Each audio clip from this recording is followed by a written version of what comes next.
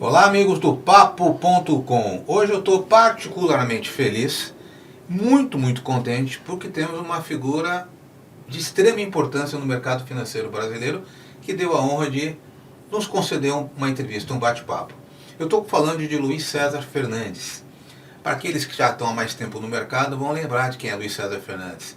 Foi o homem que fundou o Garantia, fundou o Pactual, um homem visionário, um empreendedor, que criou essas empresas quando o mundo estava em crise. E hoje o Pactual, todo mundo conhece como o BTG Pactual, esse enorme banco, o maior banco da América Latina. É uma honra tê-lo aqui conosco hoje. Bem-vindos ao Papo.com.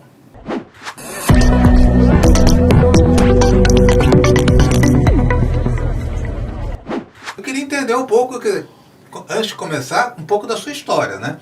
Eu sei que o senhor começou lá de baixo, né? Lá do Bradesco, né? Eu comecei no Bradesco, quando o correio não funcionava, e entregava cartas na rua. Cartas? Para o Bradesco, da Paulista até Estados Unidos, da Brigadeiro até 9 de julho. Era funcionário do Bradesco? Funcionário do Bradesco. Ia lá entregar o quê? Cobrança, extrato de conta e tal. Quantos anos o senhor tinha nessa época? 14 anos. 14 Naquele anos. tempo, você podia contratar menor de 14 anos. Tinha uma carteira de menor. É, de menor. E hoje eu acho que é um erro não poder. Esse menor aprendiz é cheio de regra. É, tem muita regra. E só pode já com quase 18 anos. E O como que é que acontece com isso? O senhor foi como? O senhor estudava e foi trabalhar lá? Como é que foi assim? Não, eu não estudava, porque eu tinha saído de casa muito cedo, com 12 anos, nunca mais voltei. Então eu tinha que sobreviver. Entendi. Então eu trabalhava 12, 14 horas no Bradesco, que à época era conhecido como Banco Brasileiro dos 10 contos. Dos 10 contos, é. E quando eu saí já era o primeiro banco privado do Brasil. E lá você tinha cada agência, era um CNPJ isolado. Então você tinha na agência tudo, contabilidade, departamento pessoal, livros fiscais. Cada tudo. agência. Cada agência. E aí eu aprendi tudo que uma instituição financeira fazia. Entendi. Isso me ajudou a crescer. Aí eu fui para a Cidade de Deus. Lá em Osasco? Lá em Osasco, aí convivi com o Brandão, que depois virou presidente. O Martinez, que fundou, o Beltrán Martinez, que fundou o BBA. E fui aprendendo. Com 17 anos, o Bradesco tinha um problema no Rio de Janeiro, fez um pelotão de choque aqui, achando que carioca não trabalhava e tal, aquela lenda que tinha. E aí fomos 5 para o Rio de Janeiro para consertar o Rio. Um banco que eles tinham comprado, tinha 5... Não era o Bradesco, era outro banco. Não, já estava com o nome do Bradesco, tá. mas vinha de um banco muito antigo. O senhor entrou com 14 anos no Bradesco e ficou até quando? Fiquei até 22 anos. 22. Com 23 já estava fundando o Garantia. Com 23? Com 23. Mas e aí, o senhor sempre teve essa questão do empreender, porque você entra ali para entregar cartas. Né? Não tinha uma formação. Né? Da onde vem essa coisa do vou empreender e criar uma instituição Garantia? Eu fui acompanhando toda a evolução do Bradesco. Na Cidade de Deus eu tive a oportunidade de acompanhar até mais de perto a direção, a filosofia, etc. E me interessava por tudo. E eu era muito dedicado, trabalhando 12 horas, 14 horas por dia. Fui aprendendo tudo de banco. Então sabia tudo de banco. A sua escola foi o Bradesco, então? Foi o Bradesco. Foi o Bradesco. Foi o Bradesco. E ali você perguntava, você tinha interesse, quer dizer, porque cada agência tinha a estrutura do banco. Você ia ali na contabilidade, perguntava? Não, na agência eu sabia fazer tudo. Eu aprendi tudo. departamento pessoal, contabilidade, livros fiscais, recolhimento de impostos, sabia tudo. Por isso que eu fui promovido na agência, mas depois descobriram que eu só tinha 15 anos, 16 anos, não podia assinar pelo banco. Aí onde que bota? Mandar embora não era o caso. Aí mandaram para a Cidade de Deus que ela não precisava assinar nada. Entendi. E aí com 23 você falou assim, bom, cansei, vou montar um negócio. Isso. Tá, vou montar uma operação, na época era uma corretora Garantia ainda, né? Garantia era... Não, originalmente nós estávamos na Libra, que era uma corretora. Tá. Eu, Jorge Paulo, Zé Carlos. E o Jorge tentou comprar a Libra, não conseguiu. Aí nós saímos e compramos então uma corretora chamada Garantia. Uma corretora. Cooperava o quê? Bolsa? Bolsa. Bovespa só, né? Bovespa. Na época era mais Rio, né? Mais Rio, Bolsa do Rio. A Bovespa era muito pequenininha. E ficamos com a corretora. Alguns anos depois ganhamos muito dinheiro. Resolvemos então comprar um banco de investimento. E o Jorge Paulo é o Jorge Paulo Lema que o senhor está falando. Exato. Né? Que hoje é o Jorge Paulo Lema. E então compramos uma licença de banco. Tá. E aí foi embora. Aí já virou Banco Garantia. Virou Banco Garantia. E basicamente a operação do Garantia era um banco de investimentos ali, né? Era Mesmo conceito. A diferença do Garantia Pactual é que o Garantia fazia muita arbitragem de taxa de juros. Então a gente tinha focado muito em renda fixa. Tá. Quando eu fui montar o Pactual, esse mercado estava mais ou menos ocupado pelo Garantia. E os clientes, de novo, era tudo Faria Lima. Quer dizer, montava operação para o Bradesco, montava operação para o Itaú, quer dizer... Então os clientes sempre foram Faria Lima. Quando nós fomos fundar o Pactual, renda fixa não valia a pena competir de frente com o Garantia. Então inventamos o Asset. O Asset? Foi a primeira Asset do Brasil. Crescemos muito, a rentabilidade era absurda. E é engraçado, porque nessa época os independentes eram os bancos que mandavam, né? Eram os bancos que mandavam. O dinheiro estava nos bancos, né? Era uma coisa meio diferente, você falar, uma asset independente. Hoje é normal, você fala, 2025, vamos montar uma asset? Ok, né? Mas nós estamos falando o quê? De 1983, quer dizer, montar uma asset independente. Não foi uma sandíssima loucura, falar assim, vamos montar uma asset independente aqui. Não, era... O que sobrava do mercado era isso. Porque o Garantia já tinha ocupado renda fixa. Eu saí por uma divergência que eu queria vender lojas americanas e fui voto vencido. E aí se tivesse vendido, não restava outra coisa que ir embora. E aí então começamos a criar carteira para cliente e tal. Negociamos muito dívida externa brasileira. Tinha muita oportunidade naquela época, não tinha? Sempre tem. Sempre tem.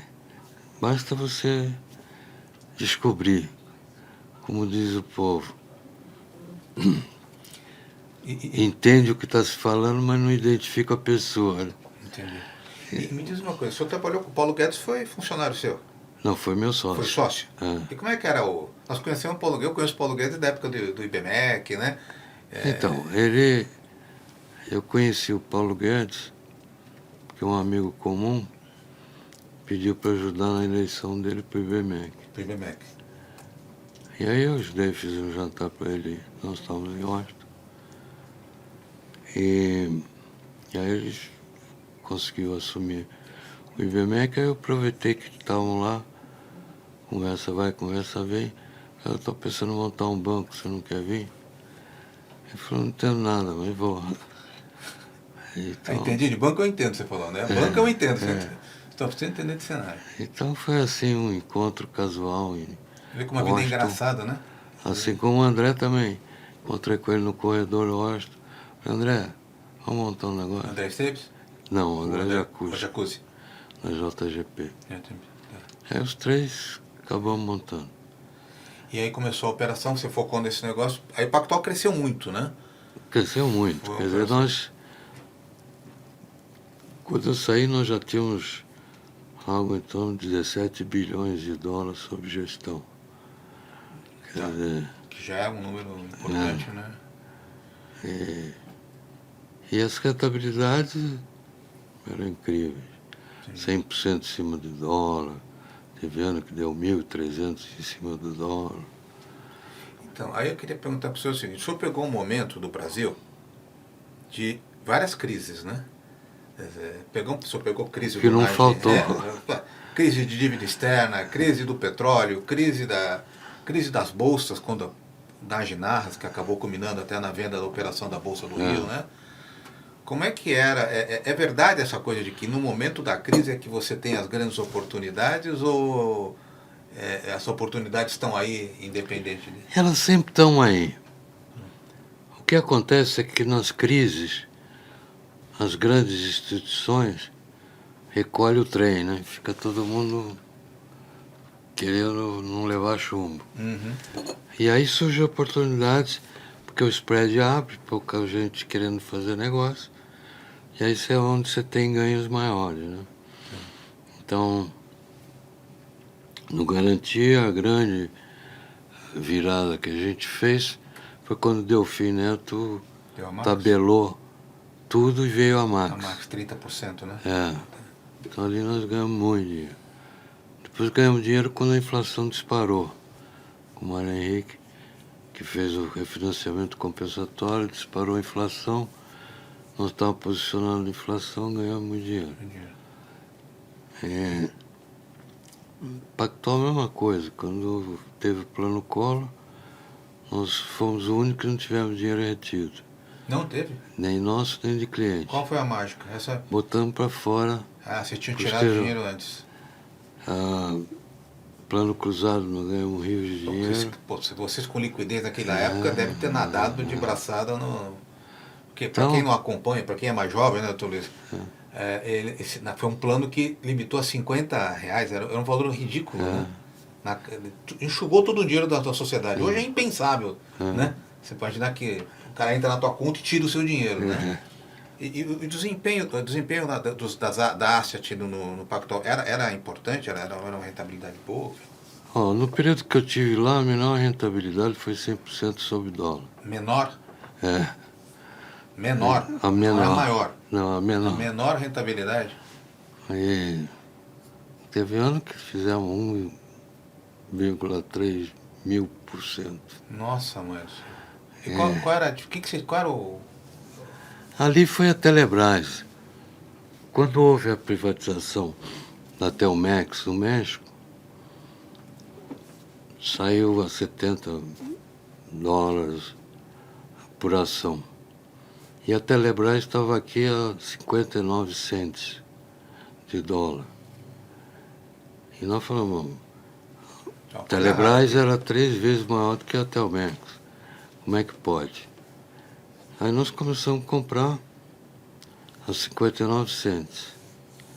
Aí acabamos vendendo por $59. Nossa. Só aí foi. Então eram operações. Isso que eu queria entender. Você falou, tem oportunidade sempre no mercado, né? Então hoje nós estamos vivendo, vamos dar um salto, 2025. Antes disso, tá? O senhor pegou o Brasil, a economia brasileira era quase igual à economia chinesa, se não era maior que a economia chinesa. Era um pouquinho maior. Era um pouquinho maior, né? Aí os anos passaram, o senhor montou Garantia, montou Pactual, ganhou dinheiro, e o Brasil ficou. E os chineses foram, né? Foram. E aí? O que aconteceu? Por que nós não fomos... Nós literalmente paramos no tempo, né? Eu tenho uma versão que o Brasil, como toda a Europa, foi dominado por uma filosofia da social-democracia. Então nós aqui do Ocidente ficamos muito envolvidos nesse sistema. Até os Estados Unidos pegou uma beirada disso. E qual era a filosofia da social-democracia? como era um aglomerado de gente, um pouco mais esquerda, um pouco mais direita, tinha uma mistura de tudo, não permitia, então, criar líderes carismáticos ou grandes líderes. Então, a última safra saiu, que foi Riga, Gorbachev, Thatcher, etc. E a social-democracia tomou conta do mundo. Qual era a filosofia? Então, como é um aglomerado, não vai sair líder nenhum, nem vamos deixar. Porque se aparece um, a gente derruba, aparece outro, a gente derruba, não deixa para a gente manter o poder. Porque hoje aqui no Brasil a gente fala do centrão. Isso. Mas o que eu preciso fazer para segurar o povo? Para não dar uma queda da Bastilha? Aí eu preciso ficar dando benesses para o povo. Então criamos salário família, criamos... Primeiro foi FGTS, depois Bolsa Família, Vale Transporte, Vale Refeição, Vale Supermercado. Então, enquanto tinha superávit nas contas desses países, foi gastando o orçamento. Então, o Fernando Henrique, quando deixou, a dívida estava em 23% do PIB. Então, tinha espaço. Acabou o orçamento, ninguém mais tinha orçamento disponível, vamos endividar. Então, começou a se criar dívida. Então, a régua do sarrafo da dívida, que era bem baixo, a Europa, quando chegava a 40%, era um escândalo, nós aqui passávamos de 20%, era um escândalo. Então, eles foram subindo o sarrafo. Então, a Itália tem 200 e tantos por cento, Japão não sei quantos por cento. Por quê? Porque ele foi fazendo benefícios sociais, que é para deixar o povo tranquilo. Porque um líderzinho com o povo na mão faz uma revolução. Então, esse sistema está se esgotando. Já acabou, né? Praticamente Ainda não acabou, ainda nós estamos crescendo dívida, a Europa ainda está crescendo menos, mas está crescendo a dívida. Mas você vê esse movimento do PIX, que foi uma bobeira, É. tá? É uma bobeira que não é uma bobeira, né? Porque a hora que o cara tem 300 milhões de views num vídeo em que ele está questionando, é mais um imposto, e a sociedade se revolta, né? Fala assim, olha, chega, né? Não dá mais. E de outro lado, a gente tem um problema da Constituição de 88, né, Tulício? Porque aquela Constituição foi feita num momento, talvez politicamente não correto, nós havíamos saindo de uma ditadura, então ali se pôs tudo, né?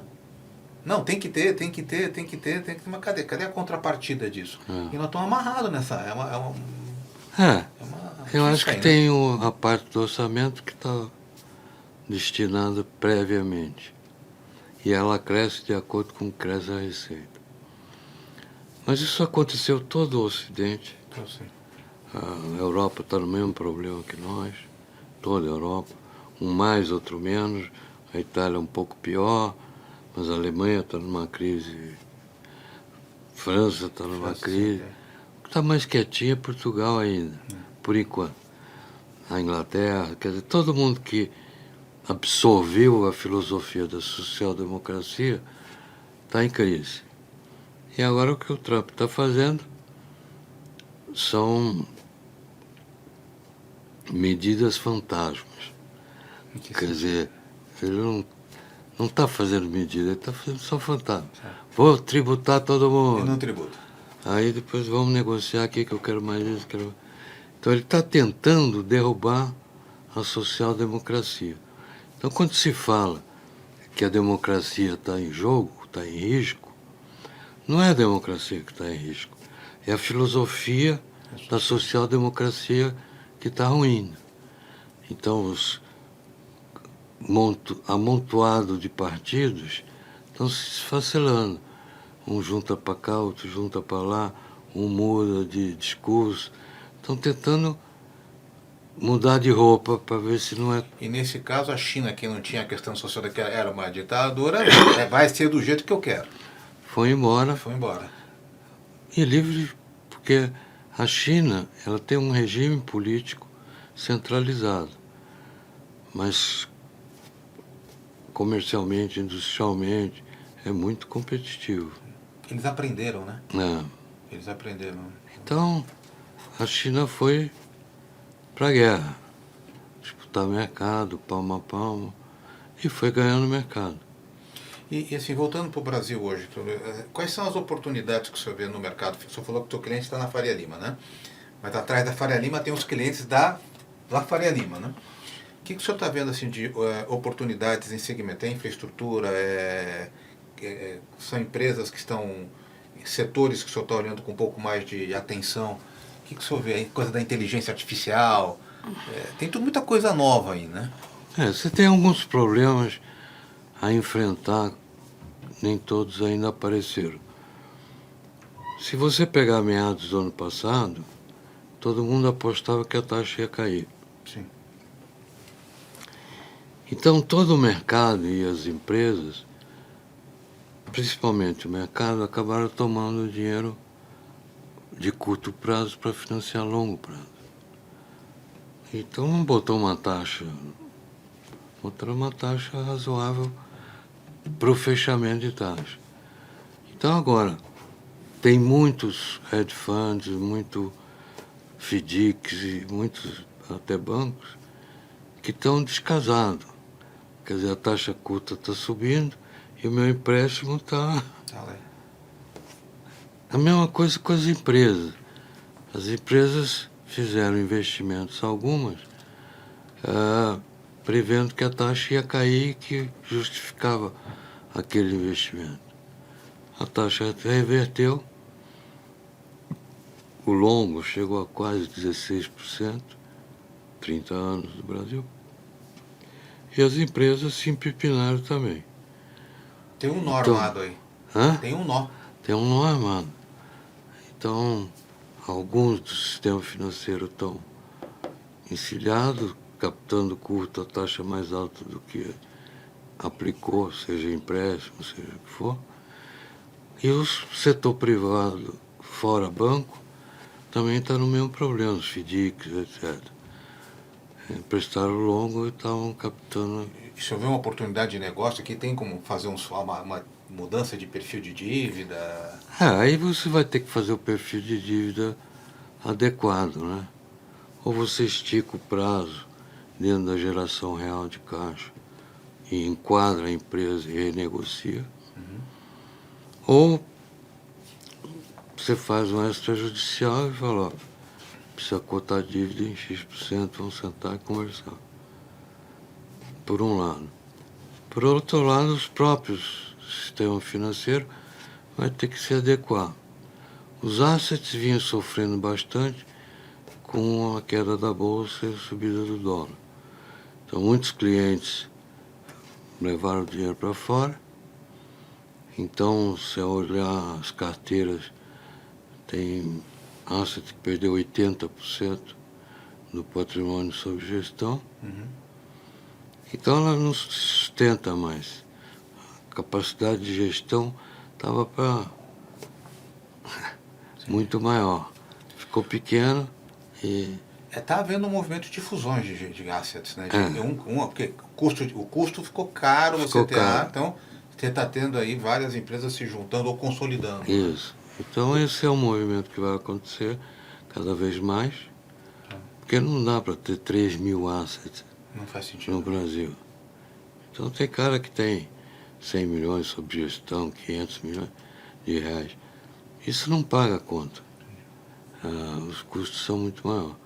Além de, como está muito pulverizado os assets, você acabou criando uma simetria de informação, porque apareceu um monte de estudos sobre qualquer empresa, tem 10 estudos, ou qualquer mercado, macroeconomia, e aí eu escolho esses daqui, você escolhe esse daqui. Acabou tendo uma simetria de informação. Então, as informações que parecia abundante, mas não é comum. Então as arbitragens estão difíceis. Deixa eu fazer uma pergunta para o senhor. A gente vê o seguinte, que o brasileiro, eu trabalhei na Bolsa, né, na B3, hoje é B3, na BMF, né? E é uma coisa que na época a gente falava muito, que o brasileiro só sabe ganhar quando o mercado está em alta, né? As gestoras. E a gente vê, quando o mercado sobe, os multimercados, e o senhor operou em mercado em alta e baixa, né? Às vezes não é mais fácil você achar um mercado que ou fazer o ganho, porque os multimercados praticamente não performaram nos últimos anos, porque a Bolsa não performou, tá? Isso é uma impressão minha ou é uma realidade? Nós estamos viciados em mercado para cima.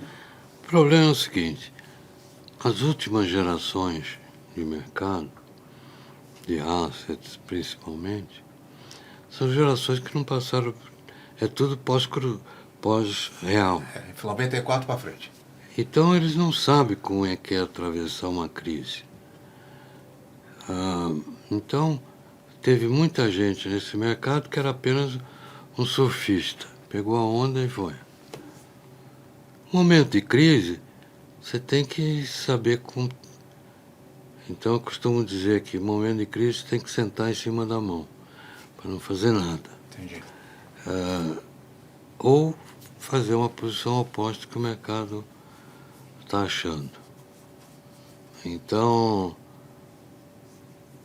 tem alguns movimentos importantes na economia que quase ninguém observava um ano atrás, que é o decréscimo da população mundial.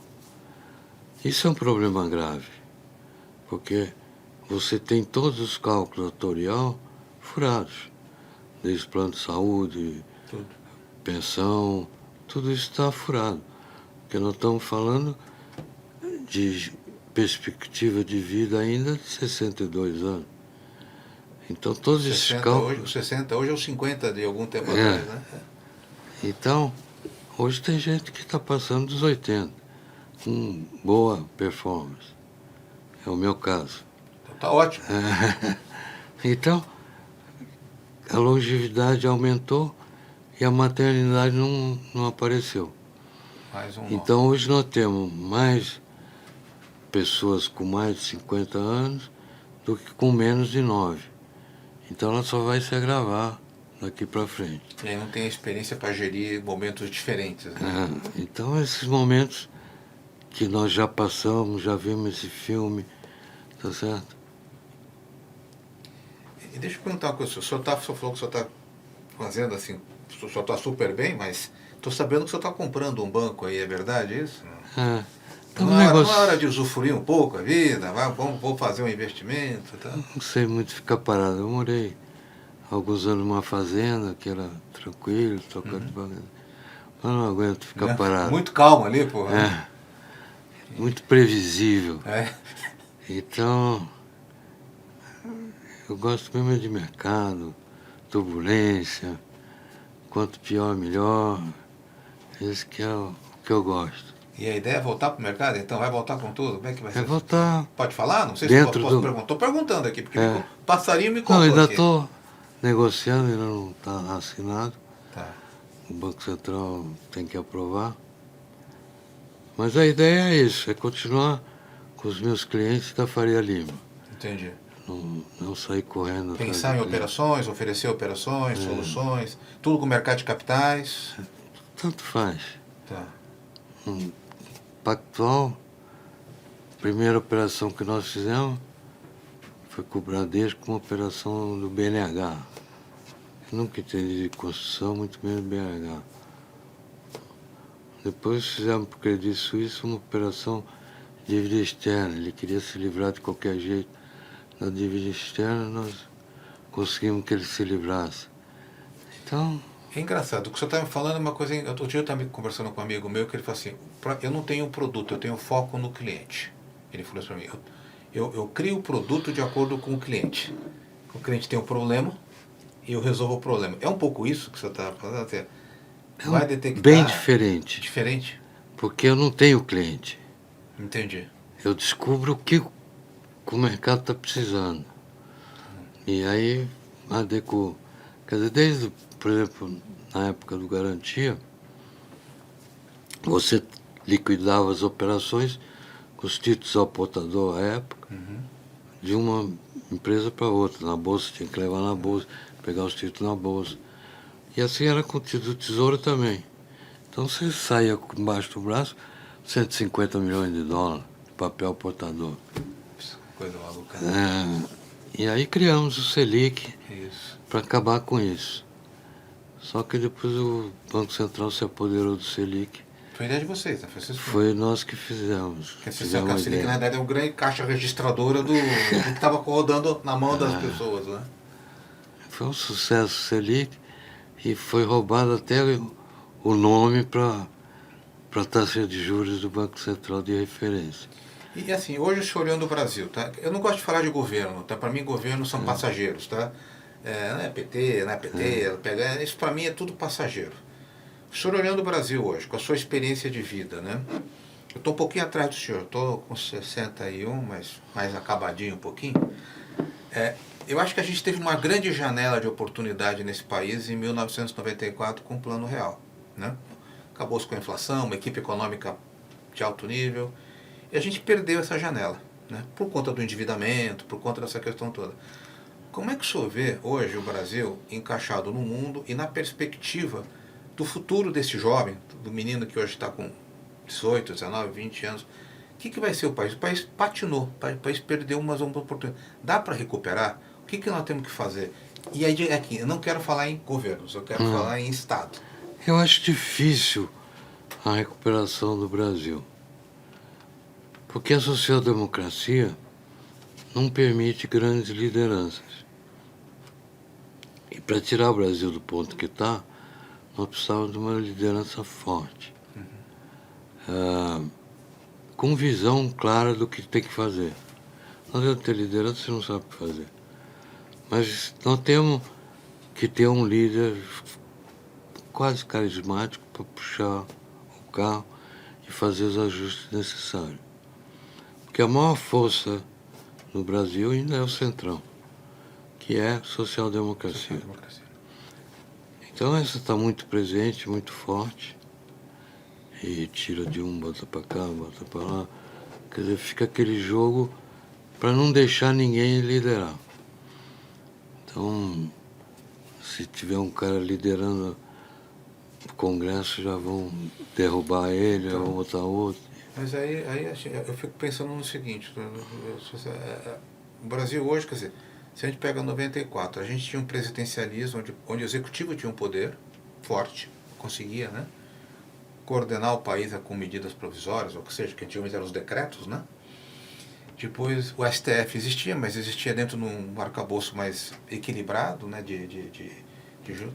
e um Congresso não tão forte. Hoje nós temos um cenário onde você tem um STF muito forte, né, muito forte, onde você tem um Congresso mais forte ainda, né, e você tem um Executivo fraco.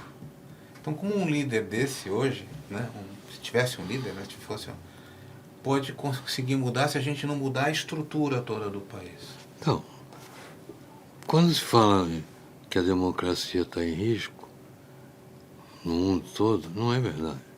O que está em risco é a social-democracia. Entendi. É esfacelar esse agrupamento de pessoas, seja por partido, como nós temos aqui não sei quantos partidos, na França, Itália, etc. Então, esse aglomerado de partido é a força da social-democracia. Então, é muito difícil que apareça um líder, porque eles não deixam. Quem é o sucessor do Bolsonaro? Ninguém sabe. Você não tem hoje um candidato de centro? Quem é? Não tem. Pelo contrário, você tem agora aquele cantor lá, Fico até arrepiado, eu nem lembro o nome dele, né? Mas enfim, né? E o Lula também, quem é o sucessor? Também não tem. Não vai ver 100 anos, quer dizer. Então, a social-democracia faz isso, não deixa, entendeu? Você vai, mas não vai muito. Você vai, mas não vai muito. E no governo Bolsonaro, o que acabou acontecendo é que você entregou para o Congresso um poder mais forte.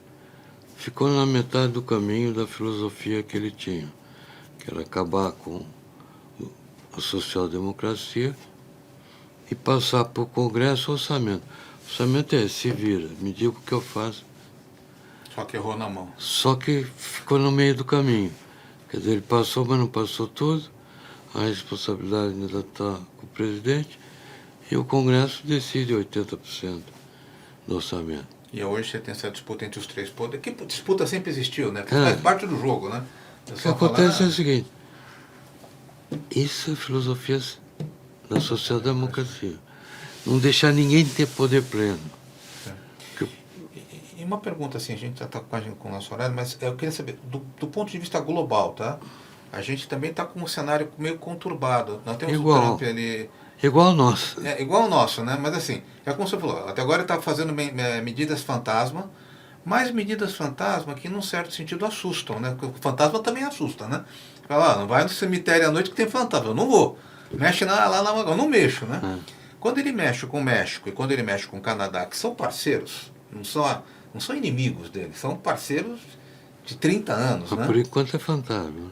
Por enquanto é fantasma. Mas não dá uma sinalização para o mundo de que se ele está mexendo com o México e está mexendo com o Canadá, ele pode mexer com outros e aí você naturalmente ter uma guinada para a China, para um movimento assim, se os Estados Unidos não me querem, eu vou onde me querem. O próprio Brasil hoje exporta muito para o segundo maior mercado, o primeiro maior mercado é a China. Não pode... Segundo. Mas eu acho o seguinte, no atual sistema político global, todo mundo convive com o mesmo tema. A China também tem uma dose de social-democracia. Ela, por exemplo, só um setor, ela construiu um zilhão de imóveis. Tudo parado. Tem cidades inteiras com 700 apartamentos, 1000 apartamentos que não tem consumidor. Que também está com problema de decréscimo da população. Então, todo mundo gostou da social-democracia, porque não tem risco de um Hitler da vida. O que o Trump está tentando com os seus fantasmas é dar um choque. Os Estados Unidos têm, teoricamente, uma população empregada no serviço público enorme. Está cortando na marra de qualquer jeito. Esse não é fantasma, já botou para fora 30 mil, sei lá quanto. Então, ele está tentando dar um choque contra a social-democracia. Não é golpe militar, não é nada disso. É acabar com o sistema atual. Nós já passamos pelo comunismo, socialismo e presidencialismo. Passamos por todos os regimes. E hoje nós temos um conglomerado de todos os regimes. Então, quando você pega a Europa, isso é mais difícil ainda, né? Porque a social-democracia na Europa está mais do que consolidada. Tá... É aqui também.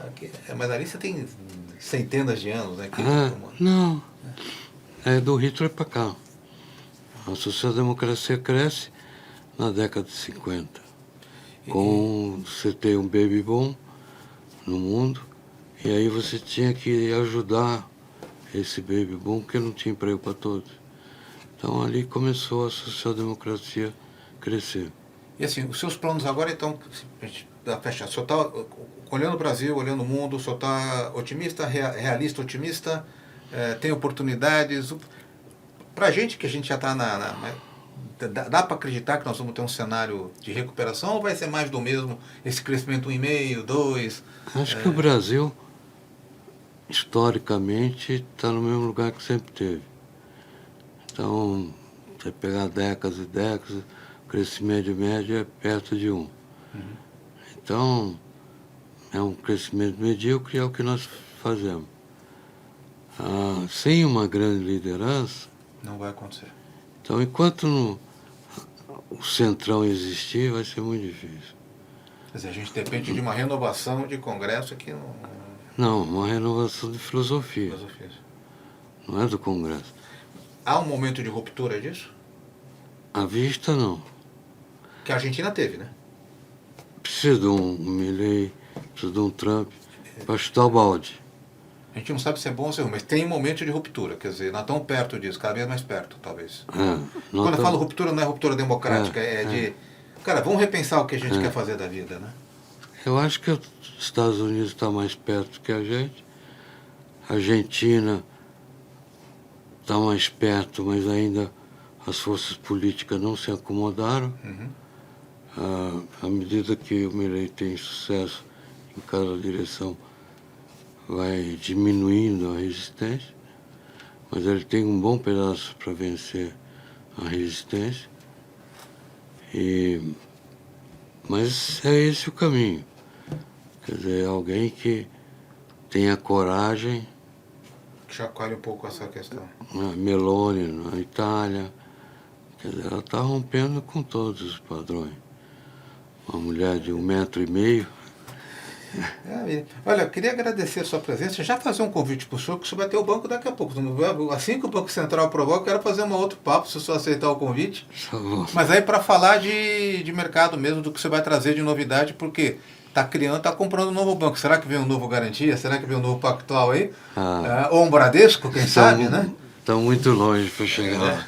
Não, mas você é pequenininho. Não, quando começou a Garantia ele era pequeno, o Pactual era pequeno, se transformou. No Bradesco, vou dar um que o senhor não fez o Bradesco, o senhor já entrou como empregado, né?